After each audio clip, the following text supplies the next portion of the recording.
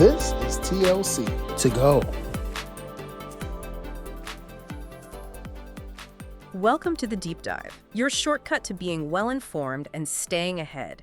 Today, we're really zeroing in on you, the dedicated health sciences faculty. I mean, you navigate this intricate landscape, communicating complex, often life-changing information every single day. That's right. It's a constant challenge. Yeah, whether you're molding future clinicians, presenting groundbreaking research at grand rounds, or even talking with patients and the public, your ability to give an effective presentation, well, it isn't just about sharing facts. No, it's really about making a profound impact. Exactly. So our mission for this deep dive is to explore the art of effective presentations. We've gathered some really invaluable insights from the UTHSC Teaching and Learning Center, a fantastic resource. It really is. And we're going to unpack their key strategies, specifically tailored to help you master the art of impactful communication. Think of this as your practical toolkit. A toolkit to make sure every presentation not only informs, but crucially, resonates. Resonates. That's the perfect word. And that resonance is so critical. In the health sciences, clear, engaging communication it can literally know the difference between understanding and confusion, between real knowledge transfer and just information overload. Absolutely. It directly influences patient outcomes, it drives successful research collaborations, and it fosters the professional development that's just essential for our field. Yeah. So having a dedicated resource like the Teaching and Learning Center, or TLC, is vital. It ensures that the incredible expertise within institutions like UTHSC isn't just generated, Right. but it's effectively shared, learned, and, importantly, applied. That's a perfect framing. Knowing the TLC is such a strong partner, let's zero in on their insights then. What makes a presentation truly effective? We've talked about the support landscape, but their guidance seems clear.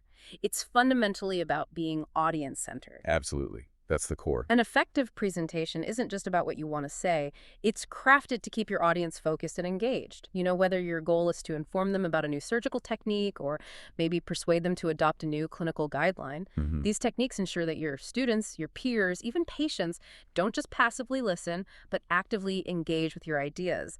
The source even playfully suggests it can help you win friends or influence people, which, okay, sounds a bit informal. But in our professional context, that really translates to building stronger collaborations, effectively advocating for your research, your teaching vision, or critical public health messages.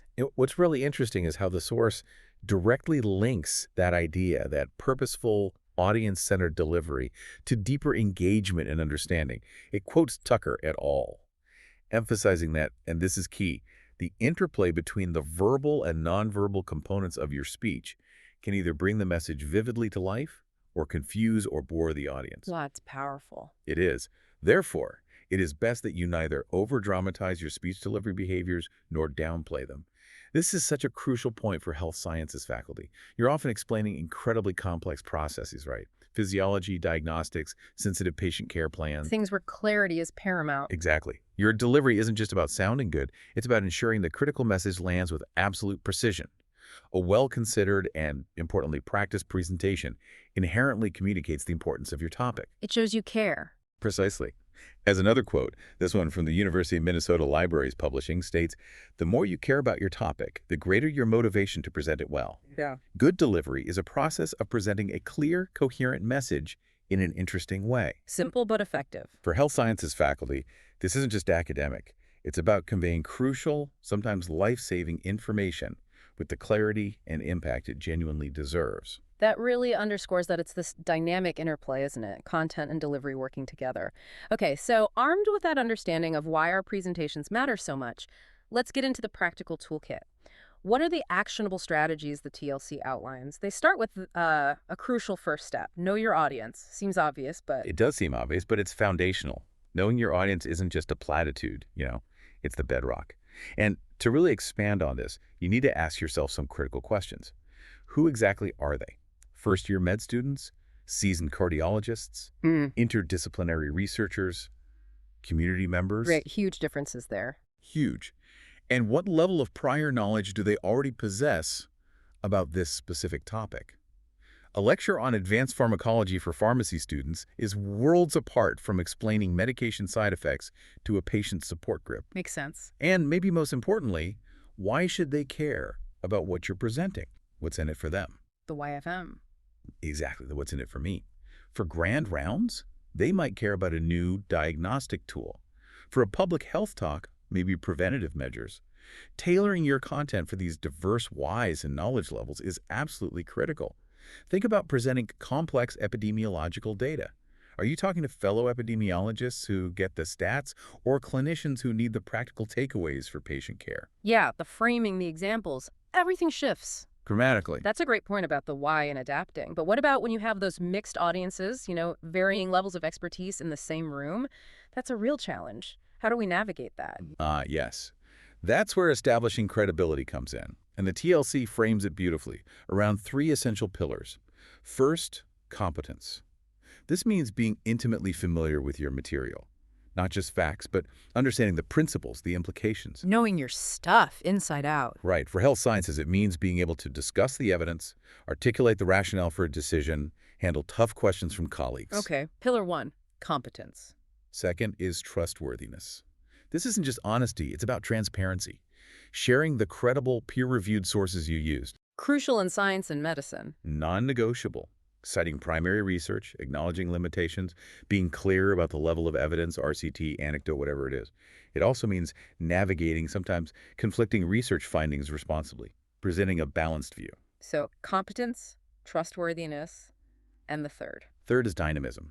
This is about bringing energy, bringing life to your presentation. Not just standing there reading slides. Please know, it's achieved by thoroughly rehearsing, actively planning for audience engagement points throughout your talk, not just at the end, and using variety, maybe a short video clip, a quick poll, a case study discussion. It's about maintaining energy even when discussing, say, complex molecular pathways, keeping them attentive. I like that breakdown of credibility, especially dynamism as a planned thing, not just personality. Okay, so we know our audience, we've established credibility. How does the TLC guide the actual preparation phase? Right, preparation for your presentation. This is where the rubber meets the road. The TLC stresses, again, careful consideration of your audience. We keep coming back to that. Because it's central. Then outlining your presentation logically, and then, crucially, rehearsing. And rehearsing isn't just about memorizing words. It's about internalizing the flow, understanding the transitions, finding those potential rough spots. So you know it cold. So you free up your mental bandwidth. On presentation day, you can actually focus on the crucial delivery elements. Maintaining genuine eye contact. Not just scanning the room. No, real connection. Using effective body language to reinforce your points. Nailing your timing, especially vital in timed conference slots or lectures. For health sciences folks, this also means knowing how to pace yourself through dense data sections or complex diagrams. How to shift smoothly from theory to clinical application. That makes perfect sense. Rehearsal frees you up to focus on that human connection piece. So once we've prepared meticulously, we're in the moment. What's the ultimate goal for delivery, especially with visual aids? How do we keep that connection front and center? And that leads directly to another key tip from the source. Make sure your audience's focus is on why you, not your slides. Easier said than done sometimes, especially with data-heavy topics. It is, but it's so important, especially in health sciences where slides can get loaded with data, images, complex diagrams. To achieve this, you need consistent, genuine eye contact. Look at people, not just your slides or notes or the back wall. Avoid rushing through slides. Let each point breathe. Give your audience time to process visuals. Use simple, purposeful animations if you use them at all. Nothing distracting. Less is more with animation. Often, yes. Think about simplifying complex anatomical diagrams, consolidating dense patient data into maybe a clear flowchart or a simplified table, choosing the right graph type for clinical trial results so it's clear, not overwhelming.